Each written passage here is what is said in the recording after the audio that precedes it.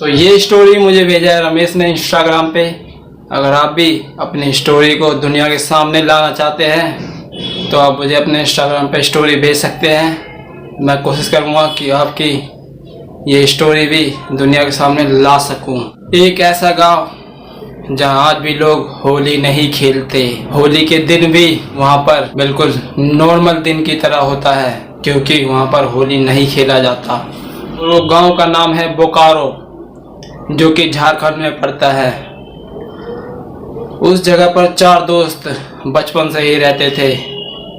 बड़े होने के बाद, शादीशुदा होने के बाद वो उस गांव को छोड़ देते हैं और दिल्ली जैसे शहर में आ जाते हैं, जहां की होली जैसा त्यौहार धूमधाम से मनाया जाता है। चारों दोस्त ने एक प्लान बनाया। उन्होंने सोचा क्यों ना इस बार अपने गांव में होली खेला जाए, और फिर वो अपनी गांव की तरफ निकल लेते हैं होली खेलने के लिए। और जिस दिन होली का दहन होने वाला होता है, वो चारों दोस्त अपने गांव पहुंच जाते हैं और वो चारों दोस्त अपने गांव वालों से बात करते हैं क्यों ना सभी शहरों की तरह हम भी अपने गांव में होली मनाएं। लेकिन वहाँ के बड़े बुजुर्ग कहते हैं यहाँ पर होली खेलना बहुत ही खतरनाक हो सकता है, इसलिए मैं तो कहता हूँ कि तुम लोग यहाँ होली खेलने के बारे में सोचो भी मत। लेकिन वो चारों दोस्त ये बात बिल्कुल नहीं मानते, क्योंकि वो चारों दोस्त शहर से अपने गांव होली ही तो मनाने के लिए आए हैं। और वो जल्दी से जंगल में जाते हैं और बहुत सारे लकड़ी ले आते हैं और एक खाली जगह पर इकट्ठा कर देते हैं होली का दहन के लिए। और शाम होते ही पूरे गांव वाले वहां पर जमा हो जाते हैं। जैसे ही होलिका को जलाया जाता है, उसमें से एक आत्मा निकलती है और वो आत्मा बोलती है, तुम सबने ये कैसे सोचा कि यहाँ पर होली मनाया जाएगा? ये गांव श्रापित है, अगर यहाँ पे कोई भी होली मनाएगा तो वो नहीं बचेगा। और जैसे ही ये बात वो आत्मा बोलती है, पूरे ही गांव वाले डर जाते हैं और गांव वाले इधर उधर भागने लगते हैं, जिसमें से 2 दोस्त उस आग में चले जाते हैं, जिस कारण उन दोनों की मौत हो जाती है और बाकी गांव वाले भाग जाते हैं। और वो 2 दोस्त अपने अपने घर भाग जाता है।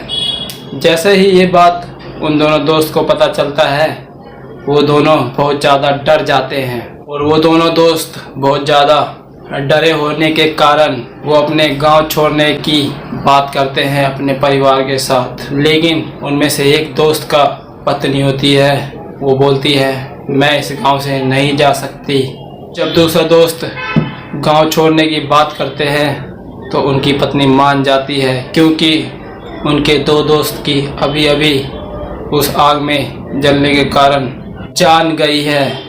और वो अपने परिवार के समेत कार में बैठते हैं और निकल लेते हैं शहर की ओर। समय आधी रात हो रही होती है और जंगल के बीचों बीच अचानक से उनकी गाड़ी बंद हो जाती है। वो अपने गाड़ी से बाहर आते हैं और इंजन को चेक कर रहे होते हैं। तभी पेड़ के ऊपर से एक आवाज़ आती है, क्या हुआ, तुम्हारी गाड़ी बंद हो गई है क्या?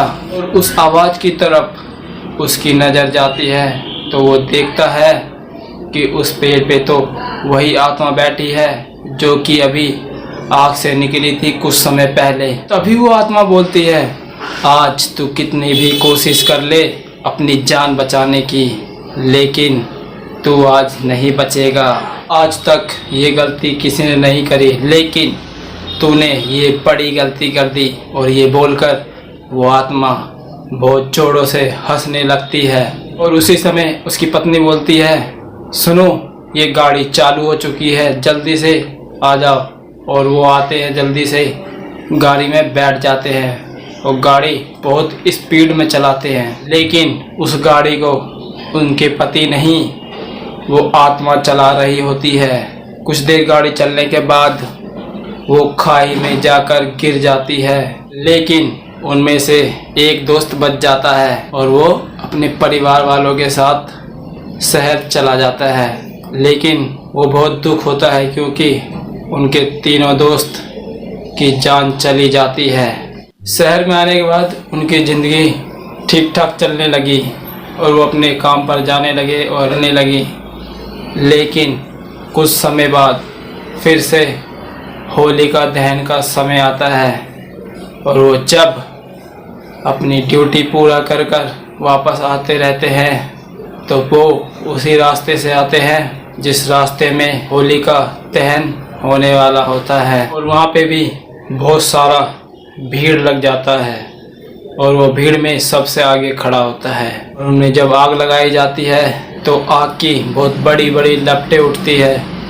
उसमें से एक लकड़ी उस पर गिर जाता है और वो भी वहीं पर होलिका दहन के साथ जल जाता है। और जब तक के लिए इतना ही। ये कहानी आपको कैसी लगी कमेंट में ज़रूर बताना। ये सिर्फ मनोरंजन के लिए है, इसको आप रियल मत समझना। बस इतना ही। और आप अच्छे रहे, स्वस्थ रहे और आप सबको हैप्पी होली।